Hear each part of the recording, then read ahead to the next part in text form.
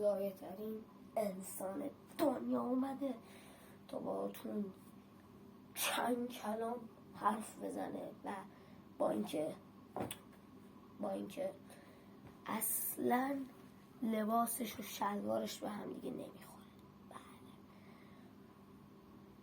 اصلا لباسش و شلوارش به هم دیگه نمیخوره.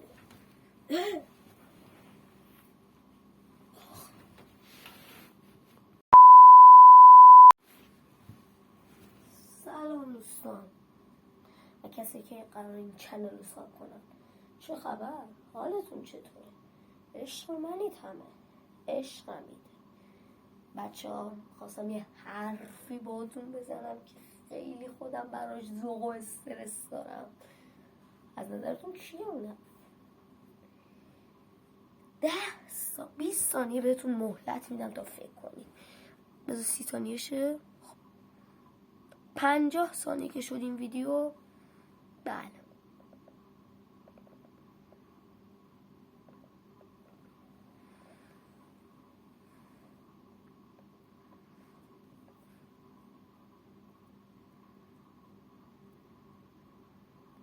خب زمانتون تموم شد دوستان.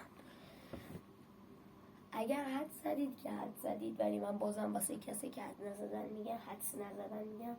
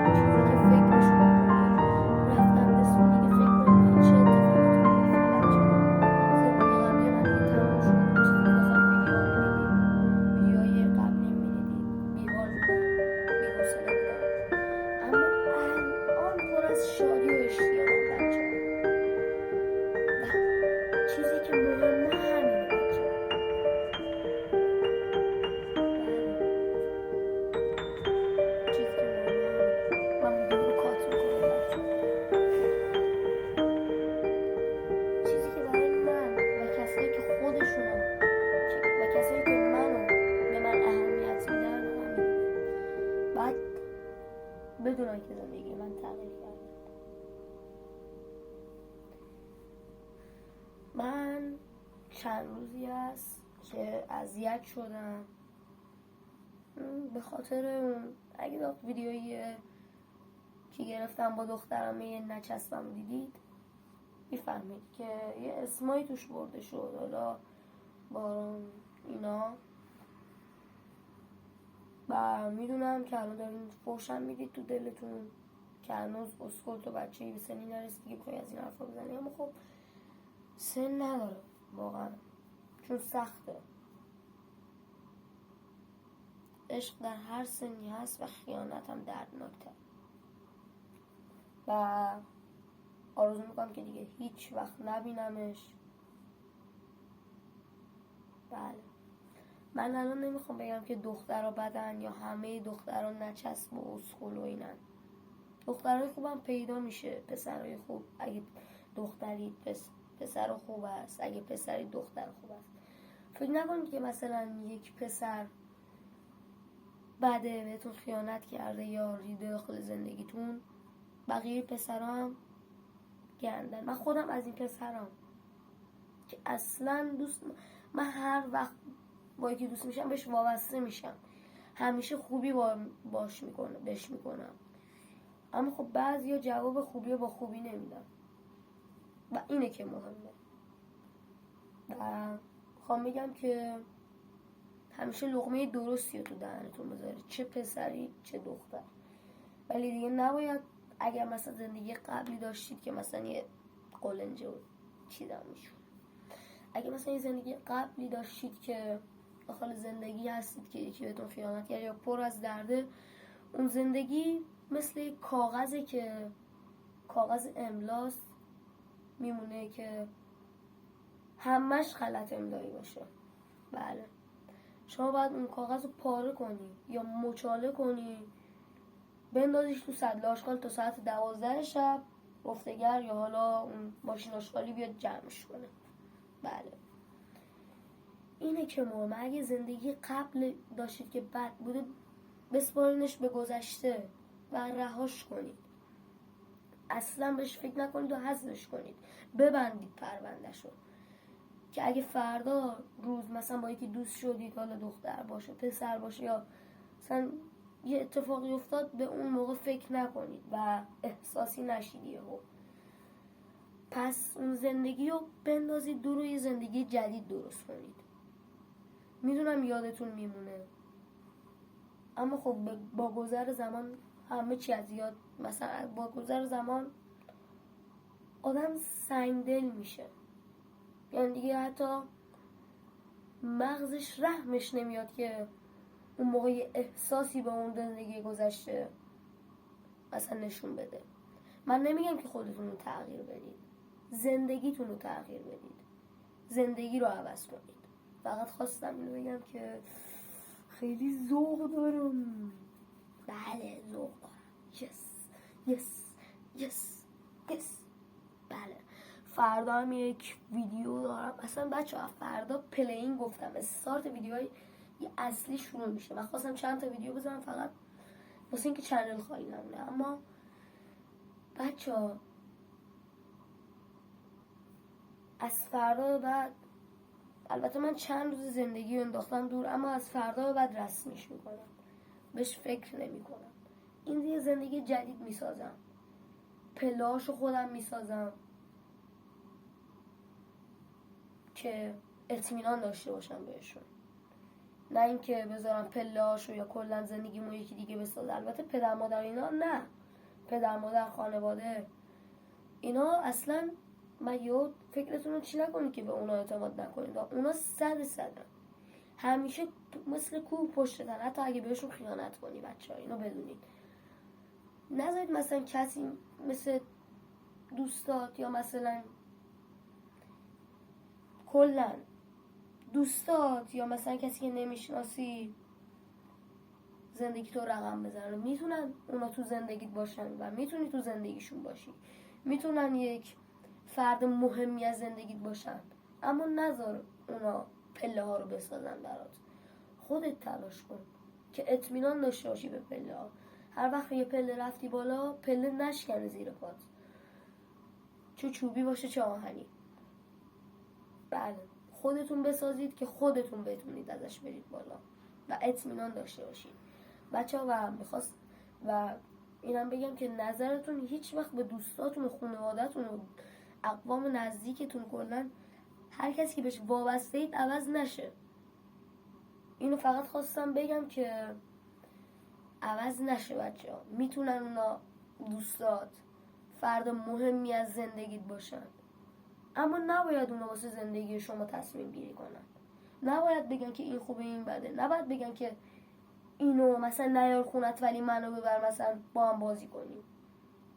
این بازی چیکار کنیم مثلا؟ حالا بگذاریم، نباید اینو بگن. تو خودت باید ببینی حست به طرف مقابلت چیه. اگه حس مسخره‌ای بود، سرتو واسه طرف بذار، خوبیاتو بکن. اما اگه چنگت زد، اینو بدون که باید هضمش کنی. و بچه دوستای صمیمی و اینا، اگه میدونی که اعتماد میکنن، اعتماد داری بهشون و اونا اعتماد دارن بهت، تو زندگیت باشن، فرد مهمی باشن. و فقط میخوام بگم که نذار اونا زندگی تو رقم بزنن و انتخاب کنن به جات. میتونن تو زندگیت باشن، اما نذار که زندگی تو اونو کنترل کنن. خواستم اینو بگم. و بچه‌ها، با هر کسی که دوست بشید، زود بهش نباید وابسته بشید. کم کم، پله پله، یواش یواش. من حالا یه مثال میزنم. تو یه کار رو شروع میکنی، همون موقع میرسی به اوج. مثل خودم که الان مثلا تازه شروع کردم، همین الان مثلا میشم یکی مثلا مثل فرشاد سایلن، پوریا پوتک، آریا کیوکسر. حالا اینو من مثال زدم، وگرنه من هیچ وقت خودم رو در حد اونا نمیدونم، چون با خیلی چی بهش میگم بزرگتر و مثلا معروفتر از منن. حتی اگه من مثل اونا معروف بشم همیشه اونا رو الگوی خودم قرار میدم. بچه ها، میخواستم چی داشتم میگفتم؟ خواستم بگم که یواش یواش، پله پله، داخل رابطه و دوستی و همه اینام همینه. یواش یواش برو جلو، پله پله.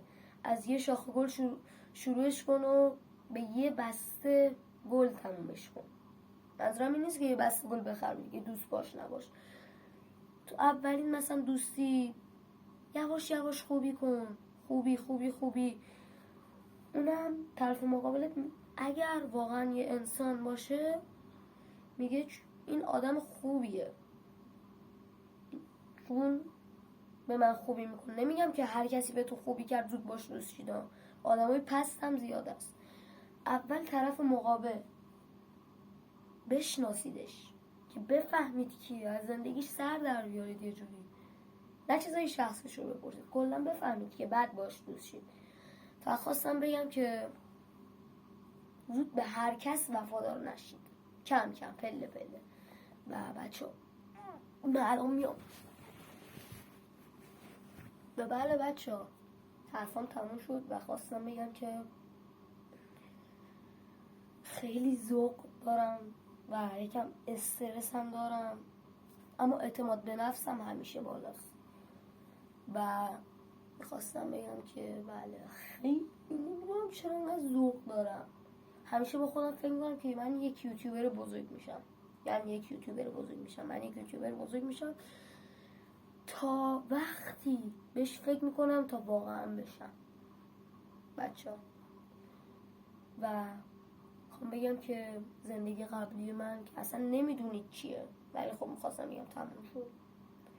الان یک زندگی جدید پر از گل‌های سبز و گل‌هایی که پژمرده نیست، پر از آدمای خوب، پر از خوشحالی‌ها، تجربه‌ها، غمگینی‌ها، کنار دوستایی که خیلی نزدیکم، فامیلام، اقوامم، مادر، پدر، خانواده.